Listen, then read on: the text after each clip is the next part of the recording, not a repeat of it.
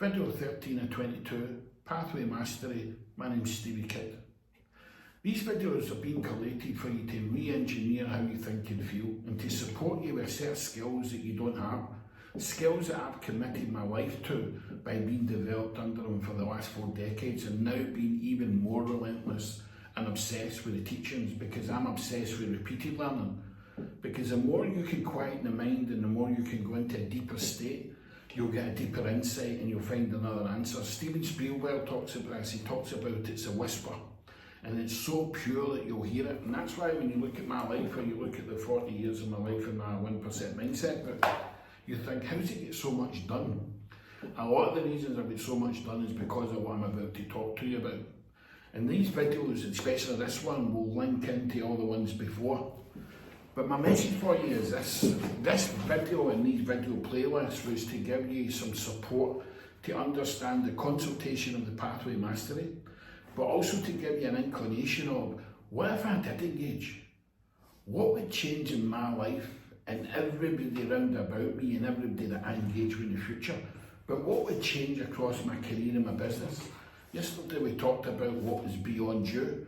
What's going to be that pinnacle role or that pinnacle business that you're going to have that you're not even thinking about just now, because this is all neurological.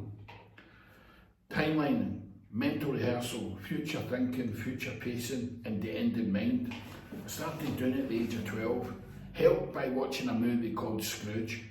But I became obsessed by understanding more about me, because one thing that was really important to me when I was a child was the relationship that I was going to have with me for the whole of my life.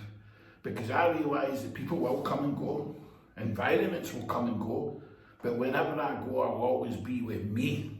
And what's important to me is the relationship I have with me 24/7. State's a big part of this, because I'm not going to lie to you, my whole life I've lived in a daydream state. Yesterday we talked about alpha and the brain mapping. But I have lived in daydream states. I have lived in forests, nature trails, multiple times in a day because I love my own company and I love spending time on my own. And it's very important to understand that, because to have the 3 needs analysis of growth, contribution and connection, and not certainty, significance and ego, and being able to go into an alpha state, which is the daydream state, it's a most relaxed state. And when you're in that state, you can then timeline. You can then mentally rehearse, but I start with the end in mind. And the end in mind, if you think of every area of your life and you think of every area of your business, mastering lens, what to do is think about it this way.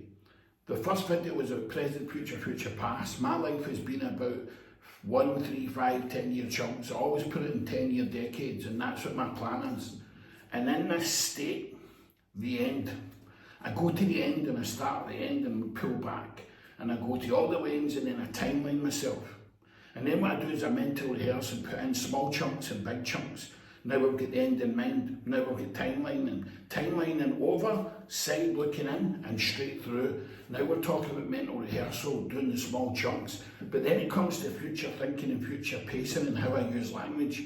But we go a step further, because in this book, what we've got is a chapter that's called Challenging Reality. And that's what future pacing and future thinking is. It's about seeing the road ahead, but you're going to challenge the current reality to create new realities.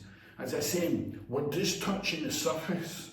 But if people ask me, what are the traits that you love? These are 5.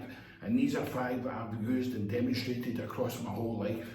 Again, the playlist is to re-engineer how you think and feel. What you have to ask yourself is step back, look at your life through the window, and look at yourself and say, what is the end going to look like for me if I continue to do it with what I know? But what if I was to do it repeatedly and obsessively with how he does it, with what he knows? You've got 2 destinations, you've got 2 end outcomes. What one are you more drawn to? Thanks very much.